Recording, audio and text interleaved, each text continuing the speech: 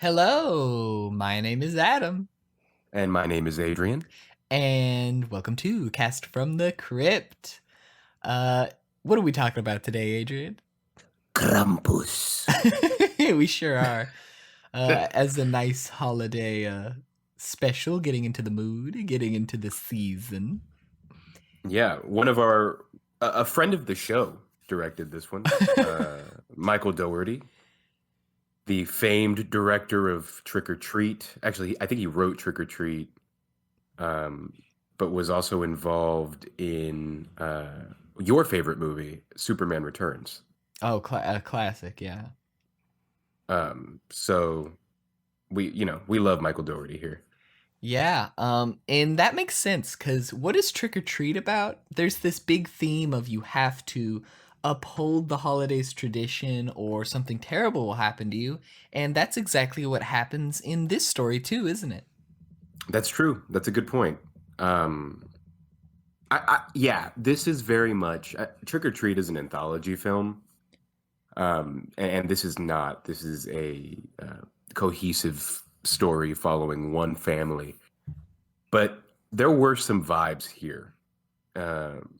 This felt similar to Trick or Treat in its practical effects, in what you just said, right? That message, I guess, or the central theme of respecting the holiday. Um, and I think just some clever writing. I don't think the whole movie is clever, but I think that I think that it's cleverly written, just like Trick or Treat was. I also just want to point out that two movies that we unironically do like. This man also wrote, of course, Godzilla, King of the Monsters, and Godzilla versus Kong. He wrote both of them? Yeah, he did. Oh wow. Well, I don't know if that's a I think that might be a strike against him, I'll be honest.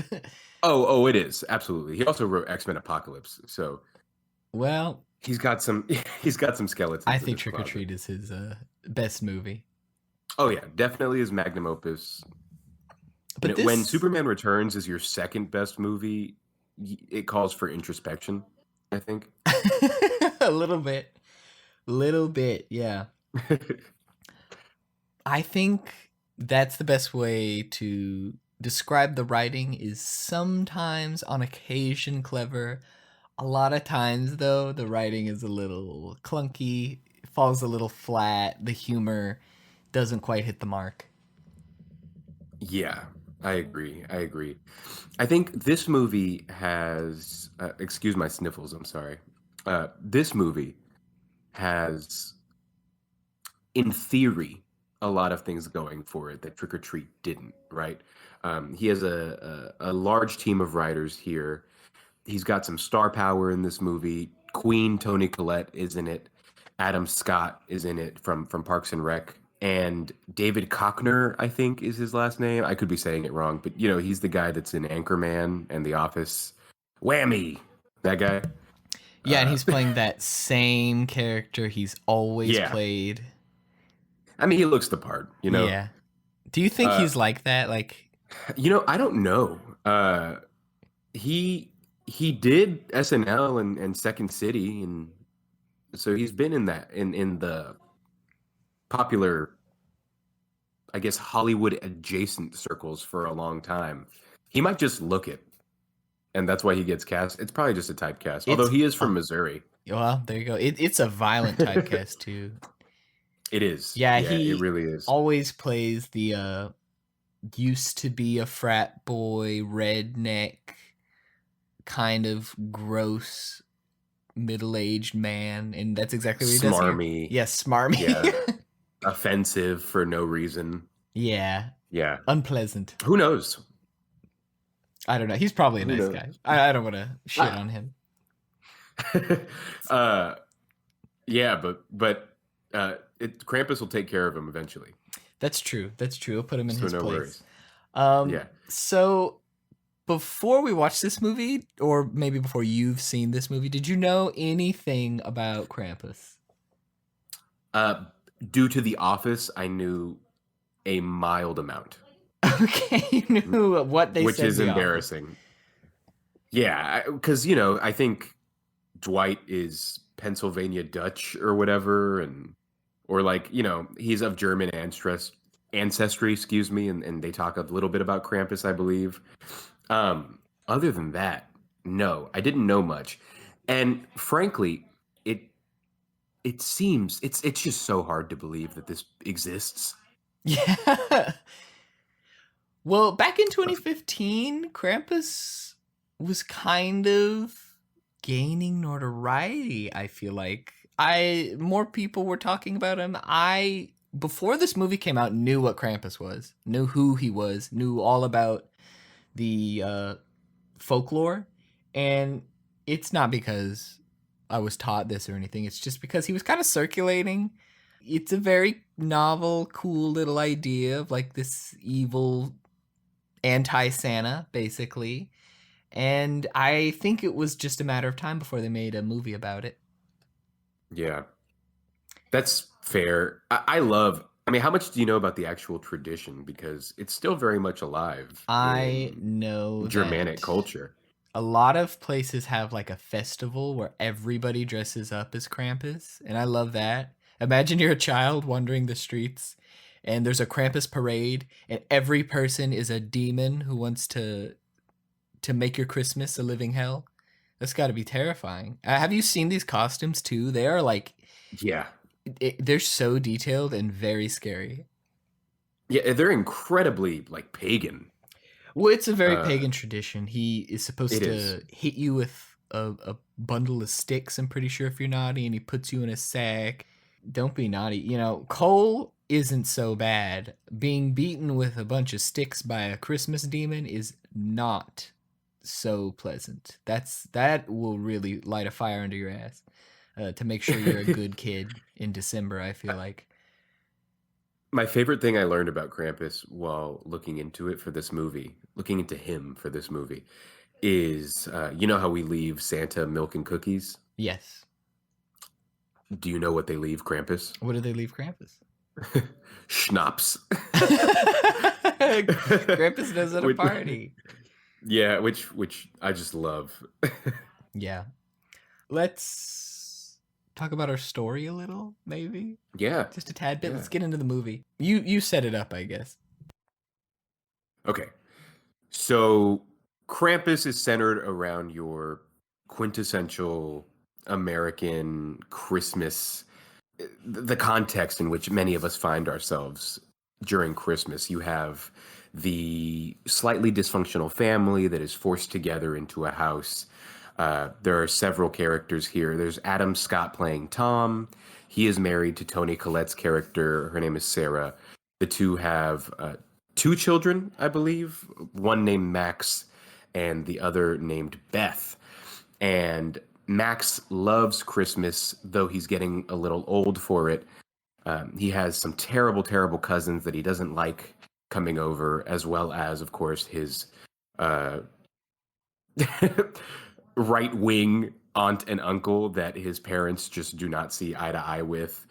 Pair that with, I think their Aunt Dorothy is her name, played by this actress who I'm not sure what her name is, forgive me, but she was in Two and a Half Men with Charlie Sheen, which I watched way too much of as a child, and I immediately recognized her.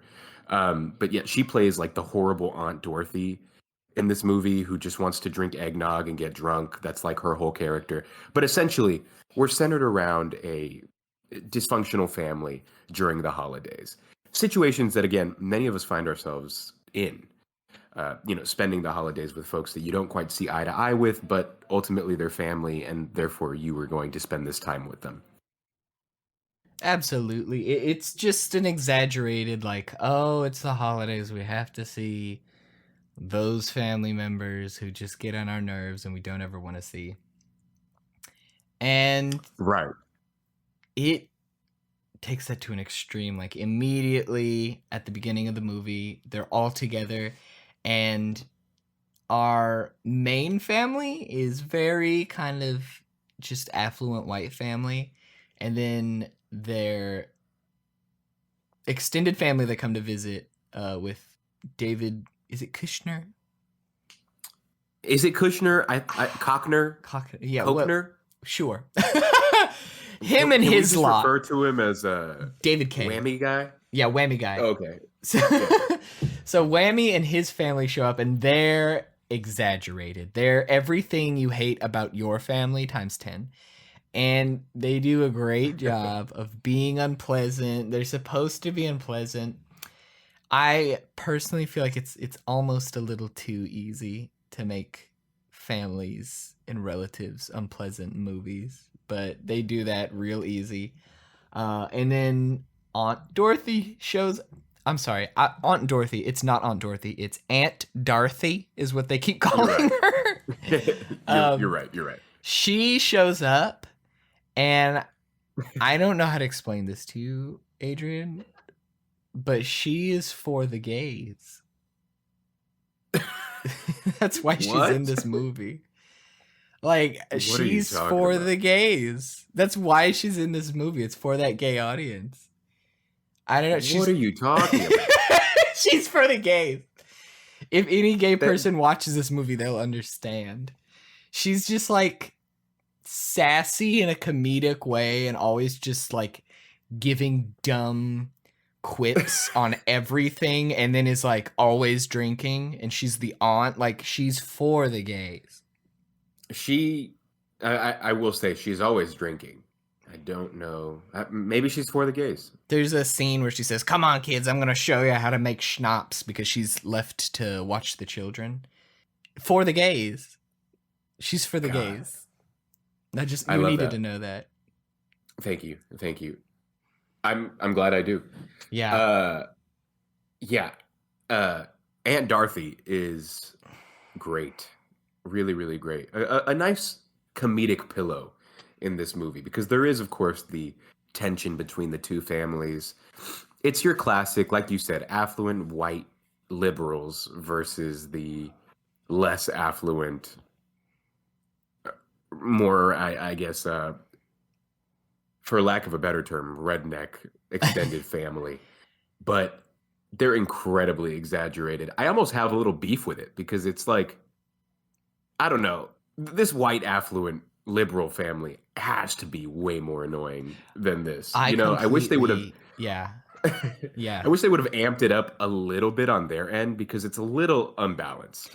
I think this family, they're very much like trying to be a relatable family unit, and they're very neutral. Once again, I feel like so the widest audience can relate to them.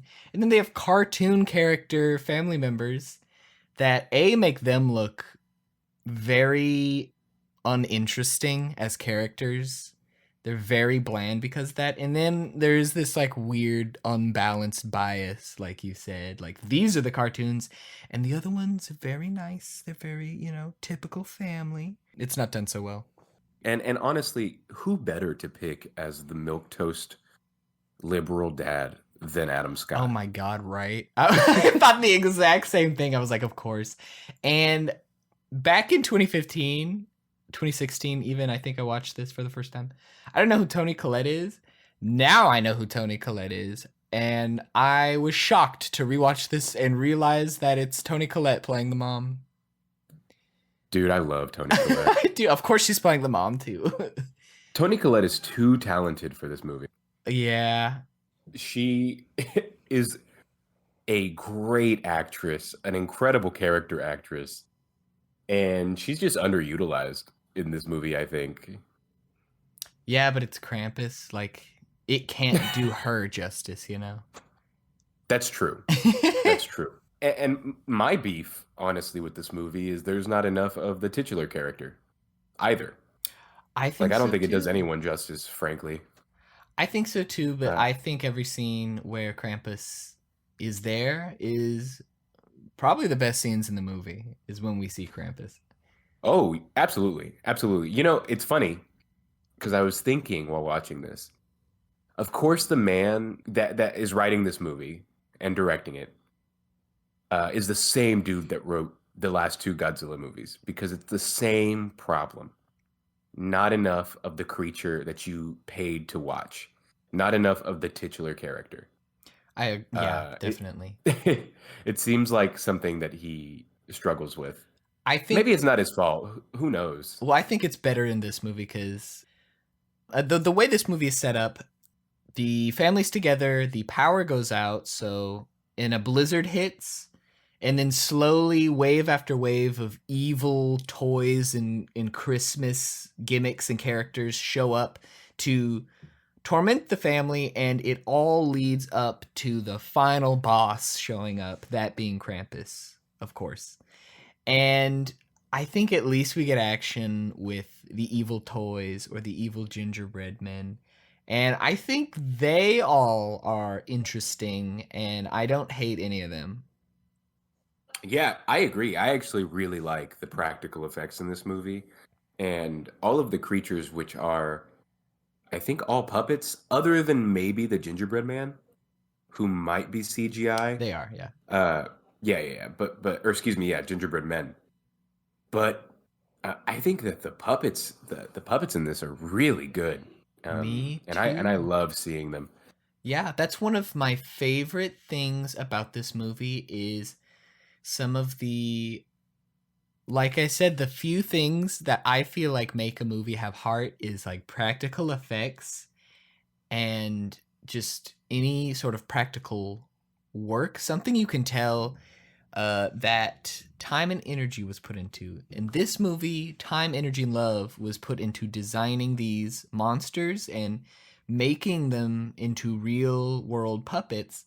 But also, one of my favorite parts of this movie is there is Adam Scott's German mother, the grandmother figure in this movie.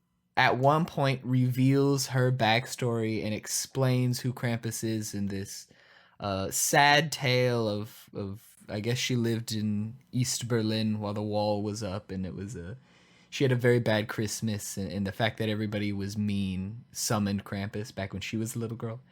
And as she's telling this flashback story, the flashback is done in this animation, and I loved the animation so much. It was very stylistic. Everything was every character was a silhouette except this little girl, and I thought it was very visually interesting and showed a lot of care. What did you Yeah, think about it? no, I liked it a lot. I thought it's I the thing is that I liked it, but it felt to me just a little out of place. Um, it harkens back to the anime scenes in Kill Bill, Yeah, but this doesn't have any of the punch that Kill Bill has, right? So for me, it was a very pretty, very visually interesting sequence, but uh, just I don't know, a little out of place in a movie like this. Though I will say that that Coraline-esque art style was pretty captivating. I yeah. did like it a lot. I, maybe it was a little out of place. I can understand where you're coming from, but I think it was ambitious, and I think it works well if you think about this movie being sort of Christmas themed because it was very much like a dark version of like a Christmas tissue commercial. All these animated movies like Rudolph. It was harkening back to that sort of Christmas movie, kids movie style, and I think it worked. I really enjoyed it. Maybe it's not everybody's cup of tea, but I loved it. No, that's super fair. And I really like, just for context, the grandmother, she is telling this story and reveals that her parents were taken away by Krampus. Her family was separated by Krampus. And she's left with a small token. And it's this bell, this sleigh bell, that they cut from cartoon her, stylized her holding it, to her holding it in real life. And I really like that moment. It's I don't know. It's like the sobering moment after they just take you on this ride The after that realism animated sequence. after the memory, yeah. Yeah, it's really really cool. So I agree. It's ambitious. I did like it. I don't want to give off the impression that I didn't. Um, but I just have other gripes with this movie that I guess kept me from fully enjoying all the choices made. Um, but It is what it is. Yeah, and how great was that grandmother kid? This is also the scene where she relays this backstory. That's also the scene where we she also reveals that she can speak English. She Yeah. speaks German the entire movie, and Max, who's sort of our main character, he's like this 10-year-old kid who loses his Christmas spirit, and that's what summons Krampus. Um, he and his grandmother are implied to have a very close relationship. Maybe she's closer to him than his sister. And she always is speaking to him in German, and then he'll respond in English. And I know a lot of households are kind of like that. We'll have this like half, half and half with the two languages they speak. But this kid absolutely did not understand a lick of the German she was speaking, and it showed a little bit. Yeah, it did. And what a random. I mean, I like it. Yeah. I like this character because Yeah. families like this do exist. They do. You just don't see many of them being German. Yeah. Like, No, I know like, what you mean. like my grandmother, you know, pretty much only speaks Spanish, as do my other grandparents, and that's a real thing. But this woman was very German. Yeah, that's Like, the best way to describe her is incredibly German. yeah, like so German. But I like her too. She's a fun character, and I love her showdown later on with Krampus. The stare down that they have, like they're about to box. Yeah, this character is, and maybe this is also very German of her, the most serious character. And while all this goofy stuff is happening, characters are being abducted by gingerbread men, while all that is happening, she is always the serious, sobering character in the movie.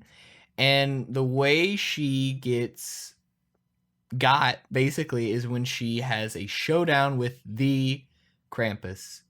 And she goes out very gracefully, and Krampus is not silly.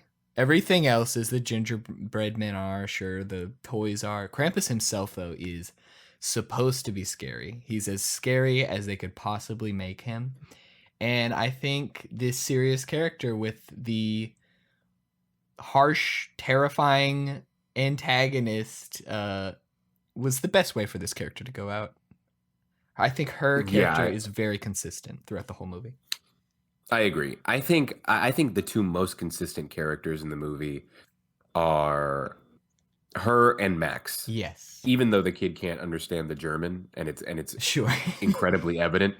I think he's a fine character. I think that his arc of in the beginning loving Santa, loving Christmas, and then ultimately being bullied by his cousins into revoking his love for Christmas.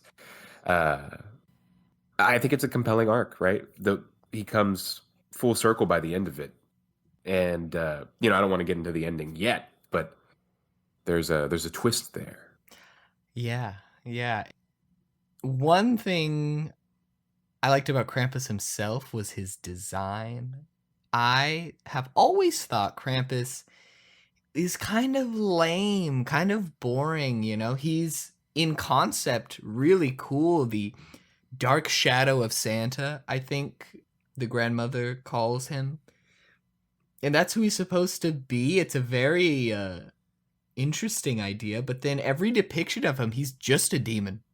He's just a demon. That's all he is. He's not special at all. Just think of a demon, that's what he looks like. He's goat hooves and horns.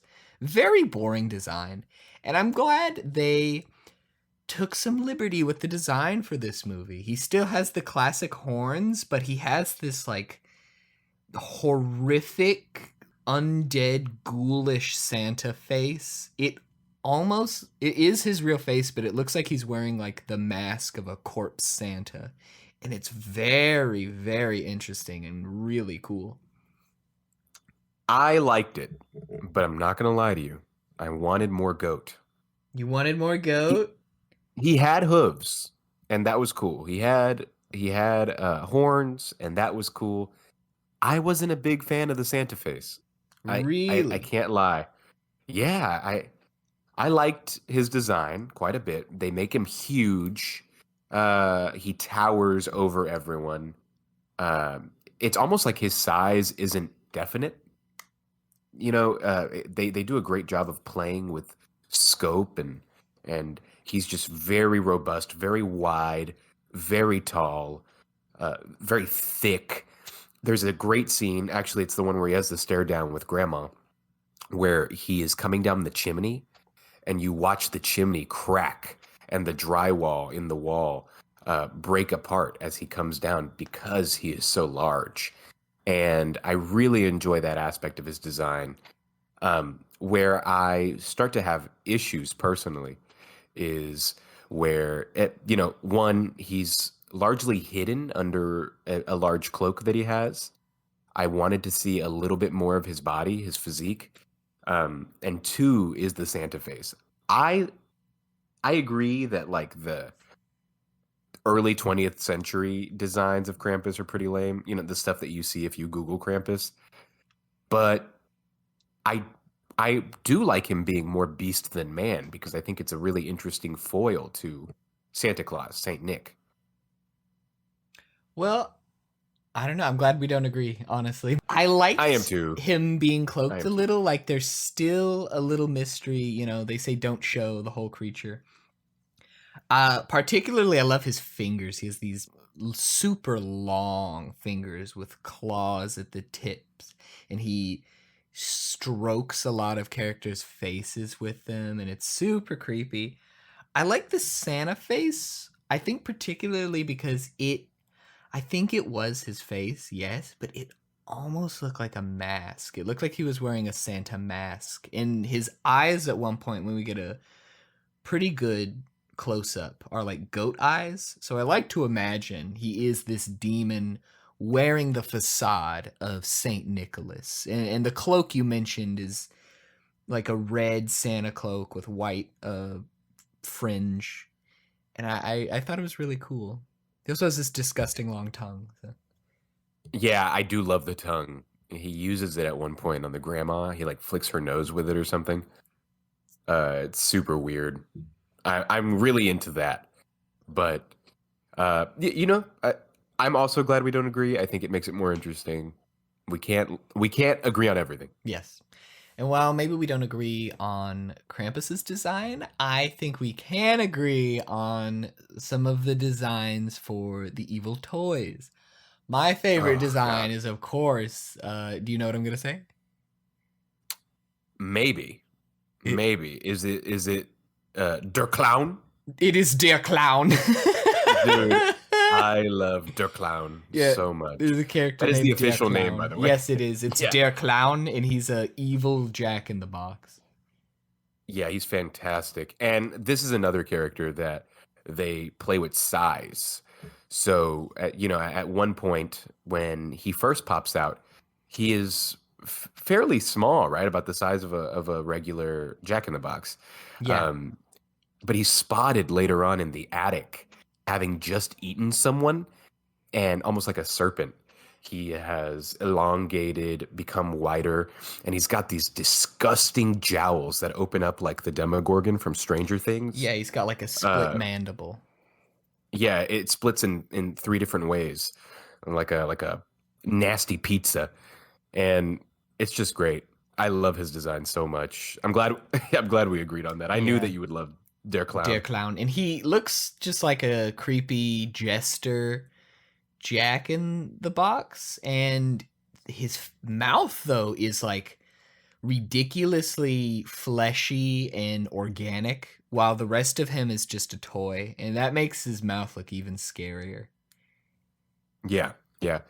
And I think, we got to mention the others, of course. There's some really great designs in this movie. There are several that I can't pronounce, but there is one character who looks like a cherub or the angel that you would maybe put at the top of your tree.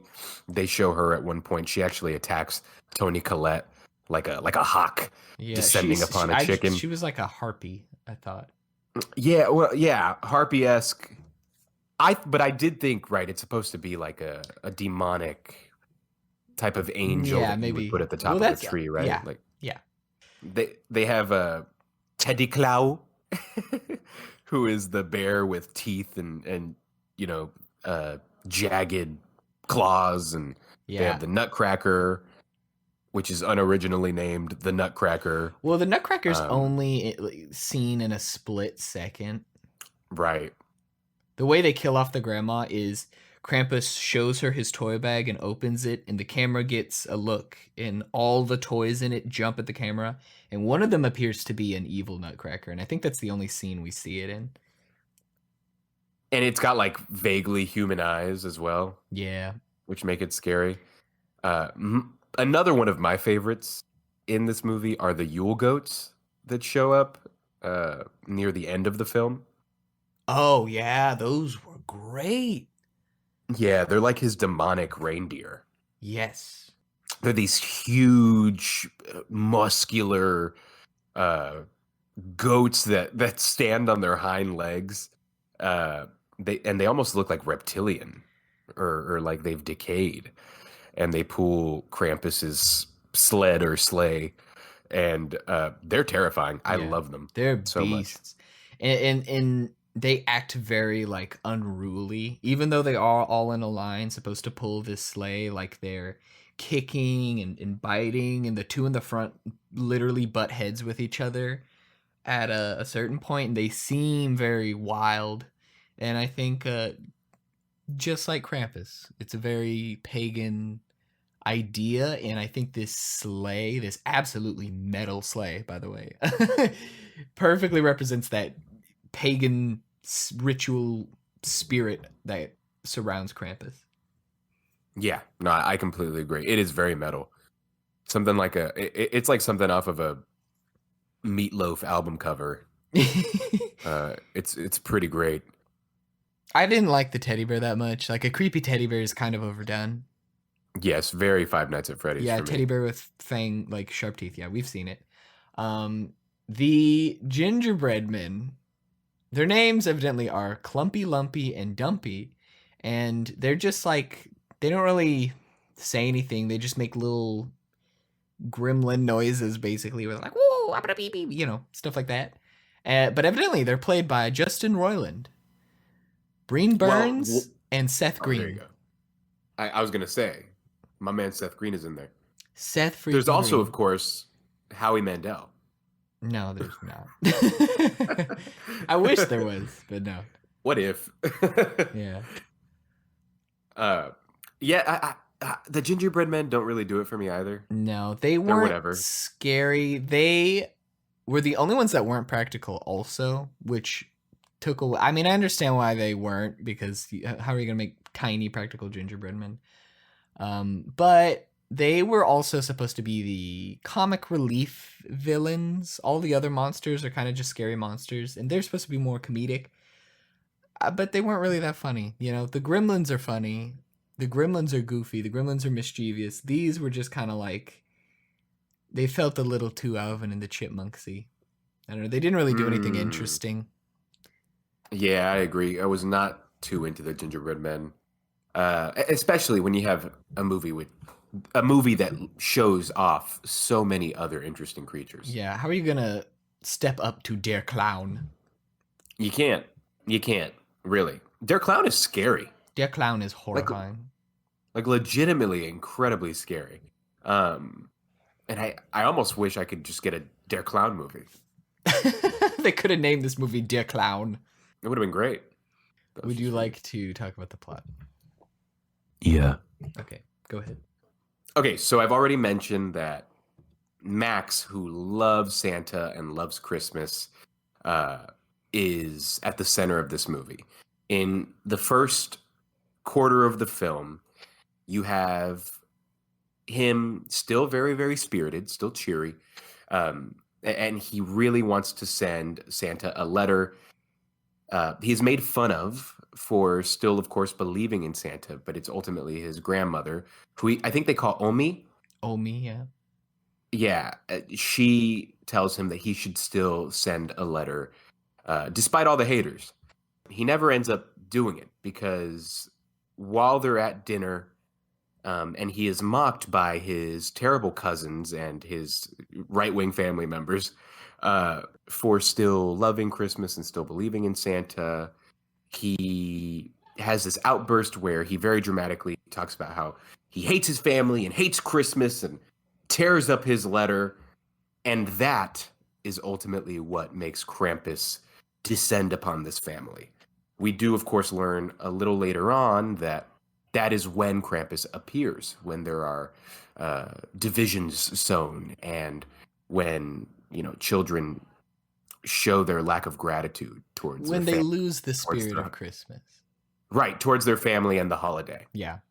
the spirit of the holiday. One thing I was thinking throughout this, though, was that this family brought back the horror by just being kind of like bratty. And back in the day, poor Omi lost her spirit in Christmas because they ran out of food and her parents were fighting because they were starving to death in poverty stricken, war torn East Berlin. you know? I know. And I think the best part is that they get the same punishment. Yeah, I know. I was like, that's a little harsh and a little unfair. But when Max tears up the letter and throws it outside out of the window, we see that it's mystically kind of taken into the wind, and that's what summons Krampus. Yeah. One thing I was a little it's a very nitpick, but Krampus seemed a little uneven with his dueling out of the punishment. Krampus traditionally punishes naughty children. It's pretty simple. But Max is kind of like the only good child in this movie, I feel like. Yeah. And he's the one that gets punished. Also, the first victim to Krampus is his older sister, Beth. She goes out in the blizzard to find her boyfriend, who lives like a few blocks down. And before she even gets there, Krampus gets her. She's hiding under a van, and then that's when we see the Jack in the Box for the first time.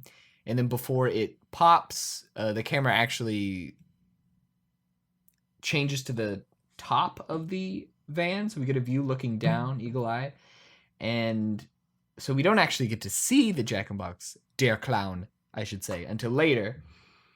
But so because Beth doesn't return, Whammy and Adam Scott go out looking for her, and they manage to get to the boyfriend's house. And the boyfriend's house is empty, and the chimney is destroyed as if Krampus had been there. So that confuses me. Is Krampus killing indiscriminately? Yes, I do believe so. I think he is. But what stops him? I don't. Like, why doesn't he I just don't know, keep killing actually. forever? Yeah, because they do show him like bouncing around the rooftops earlier on in the film while he's chasing Beth. It should be noted that there is a blizzard going on in the town while she is trying to find her boyfriend, which I don't know why her parents let her out in the first place. But yeah, we see him hopping rooftop to rooftop. So I guess it's implied that he is just doing his thing all around the town. Yep, but then they also imply that Max has summoned him and that he's here for Max's family to punish their family specifically. But also screw that boyfriend, I guess. Kill him while you're at it. Yeah. And it's funny because, like, in horror movies, the boyfriend always dies, sure. But in this movie, Krampus went out of his way. The boyfriend was not in the movie. Krampus left the movie to find the boyfriend, kill him, and then return to the movie. That's great. So after they get back to the house, sans Beth, and they're starting to freak out about what's going on. That is when ultimately Omi describes what is happening, and she talks about her encounter with Krampus when she was a child. When Omi is telling the story, of course, the extended family does not believe her Which, whatsoever. They have no idea what once she's talking again, at about. this point in the movie, a child has been abducted by gingerbread men. Whammy has been eaten by something, like partially got his leg bit by something in the snow. Beth is missing. There's evil snowmen that keep appearing in the front yard. And they still don't believe her? Like, He's the ultimate skeptic. I suppose. Jeez. Yeah, yeah, it's honestly kind of insane. Uh, I think that this movie is overall very successful because though the characters are one dimensional at times, there are some moments of connection. There's actually a great scene between Whammy and Adam Scott in which Whammy says that he respects him as a man. And it's a big moment because before this he was belittling him for the car he drove, the lack of guns that he has, his inability to protect his family. So there are solid character moments in this, hour and 30-minute movie as runtime. But I think that the movie is really, really successful when the action is happening. Absolutely. There is a lot of action in this movie. They hit you with it fairly early. You start seeing the shadow on the rooftops, I believe, in the first 25 minutes of the film. And I think that that's where this movie really shines is when they're showing this rich cast of creatures that they've built. And when they show their attention to detail for these puppets. The characters are there. Like Omi's cool. Max is, I guess, like a relatable kid. You feel bad for him and you want him to get that Christmas spirit back. And that's all good and dandy. But this movie shines with the creature work. Yeah, and that's how you hit my heart, That's the goal. That's the I way to agree. my heart. So, I absolutely love the work they put into the creatures, the monsters. This is a great creature feature. It really is. Surprisingly so, but wow, it's a great creature feature. Um, Yeah. but also, like you said, there are good character moments. The characters are very like there, but and you are meant to hate them. You really hate them at the beginning, which is the Right. setup for perfect fodder. But then slowly throughout the movie, they start to like each other more. And that makes you like them a little more too. One of the hillbilly cousins and Max, I think, are like the remaining two characters, and you want them both to escape by that point. And so at the end of the movie, when we get the whole family together having a happy Christmas, it's heartwarming. You do want them to have a happy Christmas by that point, Yeah, so you that's a do. success. Yeah. So during the run of this film, you're seeing Krampus's creatures work. You're seeing them abduct the members of these families one by one, and it's a blast. I think. I think again, as we were saying, that's when the movie is at its strongest. Um, I really, really do enjoy the ending of this movie. So this movie plays out kind of how you'd expect it to. They're trying to keep the monsters out of their house. The monsters keep getting in, start picking them off one by one. Uh, Towards the end of the movie, they come up with the plan that they're going to go out. There's a snowplow in the road. They're going to get in the snowplow. Adam Scott's going to drive it down the road, and the rest of the family is going to follow in a car, and they're going to escape the town and escape the blizzard. They're going to go find, I think, a disaster relief shelter or the police station. And so they set out. They run out towards this snowplow, and as they're running, they don't make it far. They keep getting picked off one by one, and by the time the family gets to the snowplow, like I said, Max and cousin Jordan, one of the tomboy redneck kids, are the only remaining two, and they go to start the snowplow, and it doesn't work. The elves come and take Jordan, the only remaining family member that Max has. Then Krampus shows up and gives Max the titular sleigh bell. Just like Yeah. Omi was the only surviving family member. Well, I'm sorry. Something I loved about this is shit hit the fan. So they came up with a plan and they go to execute it and they lose. The monster wins. That never happens. I loved it. Yeah. Yeah, like the whole family is taken, which I really enjoy as well. I also like. I just wanted to mention there's a great moment where he's handed the bell, the sleigh bell, and it's actually wrapped in his letter, the one that he threw into the Yeah. wind. And this is where Max connects the dots, where he realizes that he is at fault for summoning Krampus, which I really like. After he gets the bell, that's where you think the movie would end. And then it just keeps going. And there's Yeah. Max trudging through the snow and he hears sleigh bells in the distance. And he runs towards them and finds this like Black Sabbath, this Christmas Black Sabbath, this Christmas midnight mass Black Sabbath. It was great. And that's where we see the Yule goats and this cool sleigh. And Krampus is holding his cousin over a pit to hell and he's dropping them in. None of the family members actually get killed. You never see any of them die. They just get Right. taken. And you are Yeah. now to assume that Krampus literally dragged them to hell. And Max, he gets angry. He throws the bell back at Krampus and he says, I take it back. I take my wish back. Give me back my family. And instead of doing that, Krampus picks him up and throws him into hell. Yeah, which shocked me because I mean, not really, because he did just throw his cousin Stevie into the pit, but it shocked me because usually after this, when you see a kid earnestly apologizing and taking back the words that he said, then boom, we get some sort of moment of forgiveness and maybe there's a reset. Yeah. And considering that the main character is a kid, that's kind of where you think this is going to go.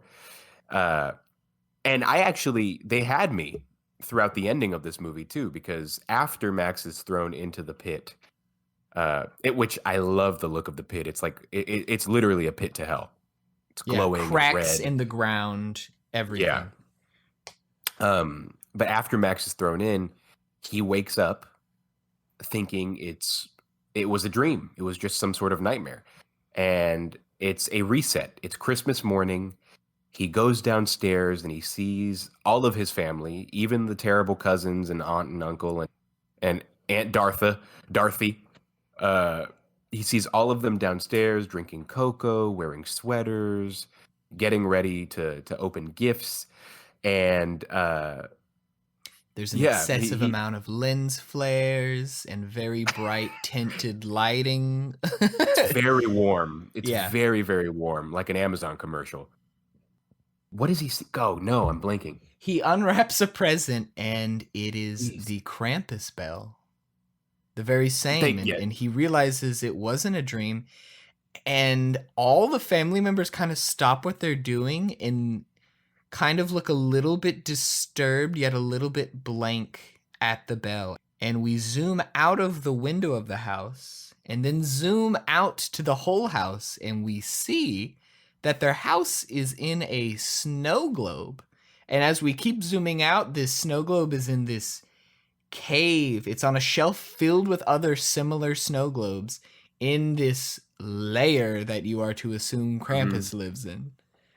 This dark, dingy, like almost like a workshop, like an abandoned shack. Yeah, a workshop in a cave. Yeah, crossed. And there's just a ton of snow globes. And then, of course, the movie ends with, honestly, a pretty hokey jump scare. Yeah.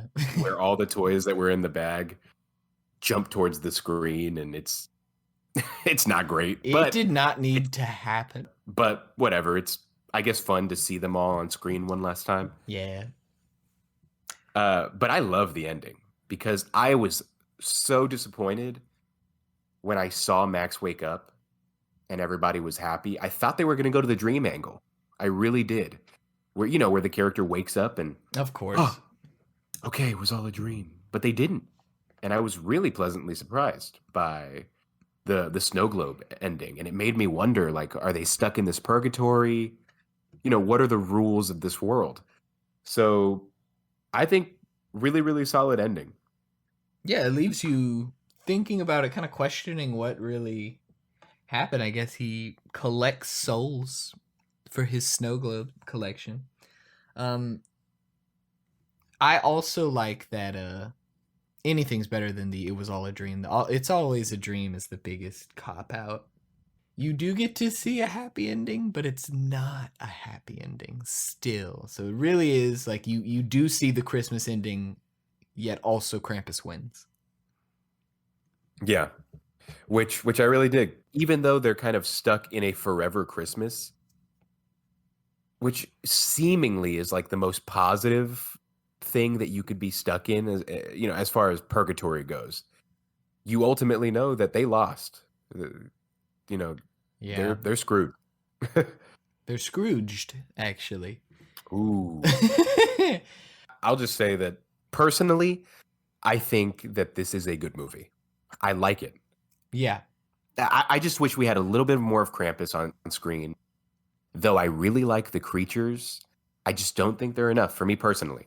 When I think of this movie, I will always think, man, I could have done with maybe another 10 minutes of him on screen doing his thing. Uh, for me, him and Omi's showdown and him throwing the two kids into the pit just wasn't enough. I think maybe the like Black Sabbath Midnight Mass could have been a little more metal. Like he just throws him in the pit. He doesn't do much. I'd love to have seen him doing something, doing some strange, evil Christmas hell magic. Just Yeah. just so he does more than just kind of stand there and look intimidating. Yeah, and I guess it's important to note, right, for context, this movie is PG-13. There Yeah. is no bloodshed in this movie. There's no gore. I honestly think this movie maybe would have been stronger had there have been. Well, but that's us. We're always That going to is say us. that. You're right. You're right. I just think that the cut to the Happy Christmas Morning would have been more sweet. And then that reveal would have been way more of a gut punch had these characters actually died on screen. You know? Yeah, but I think the fact that they didn't die left it more ambiguous as to like what happened to them. That's fair. That's fair. All this to say, I like this movie. I don't think it's perfect. I have my gripes, but I think that this is a great horror movie to watch in December.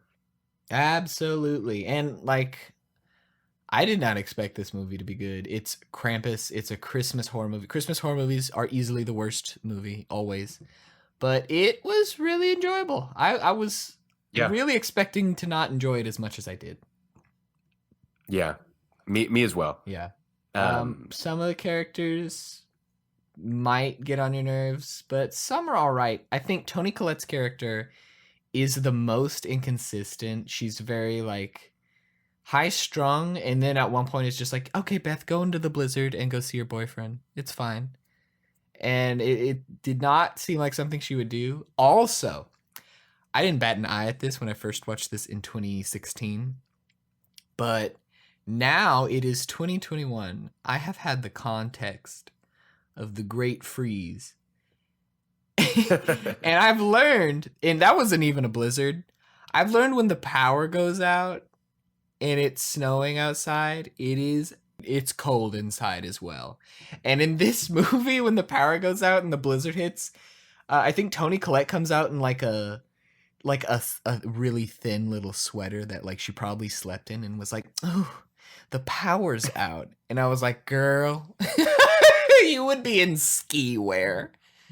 And then Omi keeps stoking the fire, which is very. I like the subtlety of that. You think she's keeping the fire fed because it's cold, the blizzard, but you really know she keeps looking up into the chimney. You know she's really keeping the fire lit to keep Krampus out. But Tony Collette keeps saying, "Don't let Omi mess with the fireplace. She's gonna burn the house down." Why do you have a fireplace? What do you think a fireplace is for? What like that? That's the weirdest bit of dialogue, and she keeps saying it. Yeah, that is really odd. I guess I never even caught that at first. But I do like the fact that she's keeping it lit to keep him away. Yeah, I love that. And of course, that juxtaposed to when she does leave the fireplace and he comes down it and just tears it apart as he's coming down. It's great. And It's even great then, work. Omi is still watching the fireplace. She She's is, still yeah. keeping a watchful eye for when he comes. And how great was this scene where he came? Like you mentioned earlier, the above the mantle is cracking because he's destroying the chimney. He's so large. But when he gets to the bottom, he doesn't just plop down at the bottom. First, we see two hooves. Then we see two long fingered hands grab the sides of the fireplace. Then we see the horns appear. It's very dramatic and really makes him seem intimidating. Like it is a grand entrance if I've ever seen one. Yeah, and that is exactly why. That is exactly why I wanted to see all of him eventually. Because they do a great job of guarding him for a while. But I just feel like we never got that catharsis. Again, good movie, but I have my reservations. Hmm. If you have not seen what the Krampus looks like, I think a lot of him is hidden. It's kind of just because he's got this big cloak. You see his face, his hands, his horns, his hooves, but his whole rest of his body is just cloaked. And I think that's a product of him being a puppet. A lot of puppets are like that. Someone's inside of him, puppeteering him. His body's cloaked in the same way like a Skeksis is in the Dark Crystal, if you've seen that. Yeah. He's got a cool design overall. I love it so much. I love the Yeah. mask, the almost mask. I'm not even sure if it was a mask, and I love that. I love that I'm not sure. Because his face is unchanging and seems like it's not his real face. He's like I said, wearing the facade of Santa, but beneath the mask is probably something even more gruesome and horrible. That's true. That's when you put it that way, I do like it a little more. And you're right about the goat eyes. That he does have the goat eyes beneath that blank face. So who knows? Where did you watch this movie? I bootlegged it. I'm sorry. I'm sorry, Michael. Yeah, Michael Dougherty. You know, something tells me he won't mind. I watched it on Hulu Is it because on I have the Hulu? premium subscription. Yeah, if you have the premium Oh, subscription. well. You can also bootleg it for no. Yeah, or you can. Well, you wouldn't steal a car. That's true. You wouldn't steal someone's life. Mm. So why would you steal a movie? Amen. You can bootleg this movie for the small price of a virus on your computer. So That's true. Or you can rent it anywhere that you can rent movies or watch it on Yeah. Hulu. And I would recommend it. find this movie at a local bookstore near you. Okay, well, Merry Christmas and thank you for joining me. Yeah, thanks for letting me be here to talk about the Goat Man. Thank you. That's different, but thank you anyway. All right. Thank you everybody for listening. Goodbye.